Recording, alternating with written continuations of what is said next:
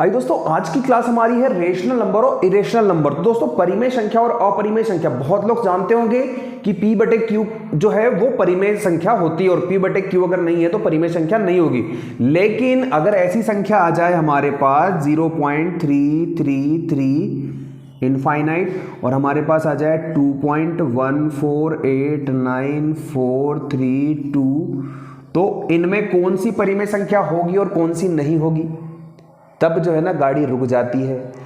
या मैंने लिख दिया √25, मैंने लिख दिया √8, कौन परिमेय है कौन नहीं है। तो इस तरह से जब हमारे पास क्वेश्चंस आते हैं जीरो परिमेय है या नहीं है, तो बहुत सारा कंफ्यूजन बना हुआ रहता है परिमेय संख्या में। आज इसी कंफ्यूजन को दूर करने के लिए वीडियो मैं आप लोगों के लिए बना रहा हूं और आज के बाद आप लोग जो है परिमेय संख्या एग्जैक्ट बता देंगे कि कौन सी है कौन सी नहीं है।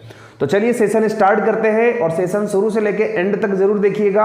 अगर अच्छा लगे तो दिल से लाइक करिए और अब हमारे चैनल को जिन्होंने अभी तक सब्सक्राइब नहीं किया है उनसे कहूंगा चैनल को सब्सक्राइब करके बेल आइकन को जरूर प्रेस कर ले ताकि नोटिफिकेशन अब तक आसानी से।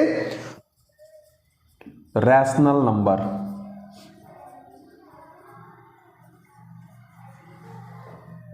परिमेय संख्या, हिंदी में कहेंगे इसको परिमेय संख्या। इसी के पैरेलल हम लोग इरेशनल की भी बात कर लेते हैं थोड़ा सा।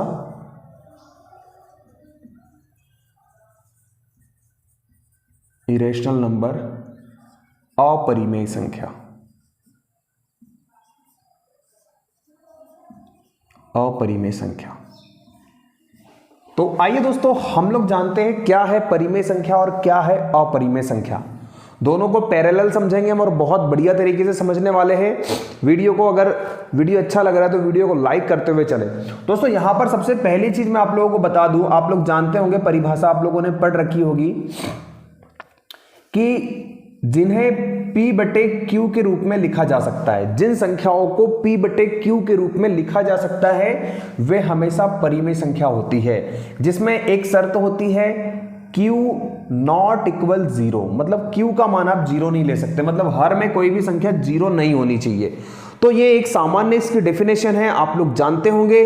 तो आइए कुछ एग्जांपल्स की बात करें। अच्छा, p और q जो है वो क्या होने चाहिए, पूर्णांक होने चाहिए। तो आपको एक चीज बता दूं, जितनी भी हमारी पूर्णांक संख्याएं हैं और पूर्णांक संख्या धनात्मक भी होती है ऋणात्मक भी होती है, तो सारी की सारी परिमेय संख्या के अंतर्गत आती है। सभी पूर्णांक जो है, सभी पूर्णांक संख्या परिमेय संख्या होती है। एक बात ये दिमाग में रख लीजिए आप लोग। इसके बाद में हम बात करेंगे अपरिमेय संख्या क्या होती है। तो अपरिमेय संख्या वे संख्याएं जिन्हें p बटे q के रूप में नहीं लिखा जा सकता, जिन्हें p बटे q के रूप में व्यक्त नहीं किया जा सकता। जैसे नहीं किया, जैसे एग्जाम्पल हो जाएंगे √3, √2, है ना, या फिर और भी बहुत सारे एग्जाम्पल्स की बात करेंगे हम लोग। अब यहां पर दोस्तों देखिए, हम सबसे पहले इसके एग्जाम्पल को समझ लेते हैं। जैसे 1/2 -3/4, यहां पर लिख दिया मैंने 5, तो ये भी एक परिमेय संख्या है। अब कई बच्चे कंफ्यूज हो जाते हैं कि सर इसके बटे में तो कुछ है ही नहीं, क्यू की वैल्यू कुछ है ही नहीं। तो हम जानते हैं कोई संख्या के अगर डिवाइड में कुछ नहीं होता तो एक हमेशा होता है, जो होता है पर दिखाई नहीं देता है। तो यहां पर ये भी परिमेय होगी। 0 भी आपका एक परिमेय संख्या है। अब दोस्तों हम बात करते हैं कुछ ऐसी चीजों पर जो हमको अक्सर कंफ्यूज करती है।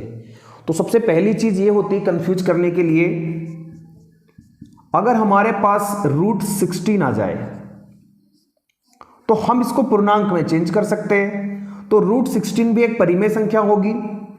लेकिन हमारे पास आ जाए √8 आ गया, √8 आ गया, तो इसको हम लिख सकते हैं 2, इसको भी हम परिमेय संख्या मानेंगे क्योंकि इसका भी चेंज कर सकते हैं हम लोग, इसको भी पूर्णांक बना सकते हैं। अब यहां पर हम बात करें, अगर हमारे पास आ गया √10, तो ये हमारा जो है इसको हम पूर्णांक नहीं बना सकते, तो ये हमारा परिमेय नहीं होगा। तो ये कहां जाएगा, अपरिमेय में जाएगा। कहां जाएगा ये, अपरिमेय में। अब हम एक चीज और बात करते हैं। आई होप ये तो क्लियर हुआ आप लोगों को कि रूट में अगर कोई संख्या है और अगर उसका जो है रूट हल करके पूर्णांक बना लिया तो वो परिमेय संख्या बनेगी और नहीं बनाया तो वो अपरिमेय संख्या होगी। चलिए अब हम बात करते हैं डेसिमल। डेसिमल में दोस्तों आइए अब हम बात करते हैं डेसिमल में। डेसिमल में कौन परिमेय होगा और कौन परिमेय नहीं होगा, क्योंकि बहुत से लोगों को बहुत ज्यादा कंफ्यूजन रहता है इसमें। तो पूरा का पूरा जो है मैंने यहां पर कंसेप्ट आप लोगों के लिए तैयार किया है। सबसे पहली चीज तो डेसिमल क्या होता है। तो डेसिमल जो है हमारे पास दशमलव संख्या है जो है दो तरह की होती है। एक होती है टर्मिनेटिंग डेसिमल, शांत दशमलव जिसको कहा जाता है, और एक होती है नॉन टर्मिनेटिंग डेसिमल जिसको बोला जाता है अशांत दशमलव। और ये अशांत दशमलव भी दो तरह की होती है, रिपीटिंग और नॉन रिपीटिंग। अब दोस्तों क्या डिफरेंस है, तो सबसे पहले हम बात कर लेते हैं टर्मिनेटिंग डेसिमल की। तो टर्मिनेटिंग डेसिमल वो होता है जो शांत दशमलव, जो मतलब दशमलव के बाद जो है बार बार रिपीट नहीं होता है। जैसे मान लीजिए हमने लिखा 2.75, 3.958, ये इस तरह से मतलब दशमलव के बाद एक शांत हो जाता है, रुक जाता है, दशमलव के बाद नंबर जो है रिपीट नहीं होता है, वो कहलाता है हमारा टर्मिनेटिंग डेसिमल या शांत दशमलव। शांत हो गया है यहां जाकर, इसके आगे इसको और आगे नहीं लिखा जा सकता।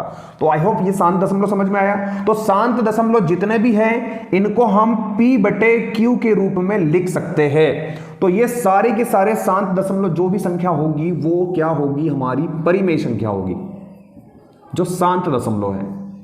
आई होप यहां तक क्लियर है आप लोगों को चीजें। अगर वीडियो अच्छा लग रहा है, कंटेंट अच्छा लग रहा है, तो दिल से लाइक करिए वीडियो को।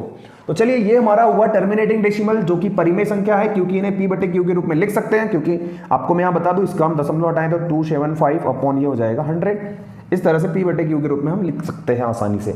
अब आते हैं हम नॉन टर्मिनेटिंग डेसिमल क्या होता है। तो दोस्तों ये दो तरह के होता है, एक रिपीटिंग नॉन टर्मिनेटिंग डेसिमल और एक होता है non repeating non terminating decimal. मतलब इसको बोलते हैं हम इसको आवर्ती दशमलव और इसको नॉन आवर्ती दशमलव। तो यहां पर क्या डिफरेंस है पहले देख लेते हैं। जैसे दोस्तों हमने लिखा 0.33333 इस तरह से, या मैंने लिखा 2.141414 इस तरह से, मैंने लिखा यहां पर 0.090909। तो आपको मैं बता दूं रिपीटिंग जो होता है, रिपीटिंग नॉन टर्मिनेटिंग डेसिमल जो होता है, इसमें एक पैटर्न चलता है। इसमें एक पैटर्न से जो है दशमलव के बाद संख्या रिपीट होती है, एक पैटर्न बनता है। क्या बनता है? एक पैटर्न। तो इसको हम क्या कहेंगे? Repeating non terminating decimal. अब दोस्तों यहां पर पैटर्न तो बना है, लेकिन इस पैटर्न को हम इस तरीके से, आपने देखा होगा, बार लगा के लिख देते हैं और इसको हम आसानी से P/Q के रूप में बदल सकते हैं। अब इस पर मेरा जो है एक स्पेशल लेक्चर होगा कि कैसे हम बदलते हैं, अभी आप लोग खाली इसको समझ लीजिए। तो हम ये कह सकते हैं कि रिपीटिंग डेसिमल जो है इसको P/Q के रूप में बदला जा सकता है। तो ये हमारे सारे के सारे क्या होंगे? परिमेय नंबर होंगे, परिमेय संख्या होंगे, रेशनल नंबर। क्या होंगे? Rational number. क्लियर है? चलिए अब नॉन रिपीटिंग में क्या होता है कि जैसे दशमलव के बाद 14892 3.012378 इस तरह से, ये भी जो है ये भी इस तरह से ही चलता है। लेकिन यहां पर क्या होता है, एक पैटर्न नहीं बना होता है। दशमलव के बाद कुछ भी नंबर चलने लग जाते हैं, जैसे 14892 है ना, ये दशमलव के बाद कोई पैटर्न इनमें नहीं होता है। तो इनको हम P/Q के रूप में नहीं लिख सकते, इन्हें हम P/Q के रूप में नहीं लिख सकते, नॉन रिपीटिंग। तो ये हमारे जो है परिमेय संख्या नहीं होगी। ये इस तरह से हमारे पास अगर डेसिमल आए तो ये परिमेय संख्या नहीं होगी। ठीक है दोस्तों, चलिए उम्मीद करता हूं दोस्तों ये सारी चीजें आप लोगों को क्लियर है। स्क्रीनशॉट ले लीजिए इसका। अब दोस्तों हम इसका जो पूरा है, एक पूरा का पूरा एक अलग से वीडियो बनेगा डेसिमल वाले चैप्टर में। तो चलिए यहां तक सेशन क्लियर हुआ। अब कुछ क्वेश्चनों की प्रैक्टिस बहुत जरूरी है। जब तक क्वेश्चनों की प्रैक्टिस नहीं होगी निखार नहीं आएगा। तो चलिए कुछ क्वेश्चन देख लेते हैं हम लोग, और कुछ क्वेश्चन आप लोगों को बनाने के लिए दे देते हैं, तो आप लोग बना लेंगे। अच्छा एक चीज और बता दूं मैं जाते जाते, कि जो पाई का मान जो है, पाई का मान होता है 22/7। तो आपको बता दूं मैं, ये जो 22/7 है ये तो परिमेय होता है, लेकिन पाई जो है एक अपरिमेय संख्या है। क्या है? अपरिमेय संख्या है। जितने भी सिंबल आए, जितने भी कोई भी सिंबल आएंगे वो सारे के सारे अपरिमेय होंगे। क्वेश्चन आप देख पा रहे हैं स्क्रीन पर, तो चलिए इसको बनाते हैं। क्वेश्चन कह रहा है निम्नलिखित में से अपरिमेय संख्या कौन सी है। आपको बताना है अपरिमेय संख्या कौन सी है। तो हम यहां पर देखिए, सबसे पहले क्या होता है, हम लोग करनी देख के डर जाते हैं कि करनी आ गई यार, कैसे पता करेंगे। तो करनी को हल करिए भाई, अगर हल होती है तो यहां पर देखिए 6/8 लिख सकते हैं हम, इसको परिमेय हो गई। यहां पर देखिए दोस्तों, इसको हम क्या कर सकते हैं, इसको हम नहीं लिख सकते, ये √3 रहेगा और ये √2 होगा। है ना। इसके बाद में यहां पर देखें तो हम ये -9 और ये 7 बन जाएगा और यहां पर 3/9 हो जाएगा। तो दोस्तों हमने ये देखा कि इन्हें हमने p बटे q के रूप में लिख दिया, इन्हें भी लिख दिया, इन्हें भी लिख दिया। तो ये हमारे सारे के सारे परिमेय संख्या हो गई और ये हमारी क्या हो गई, एक अपरिमेय संख्या, जिसको हम p बटे q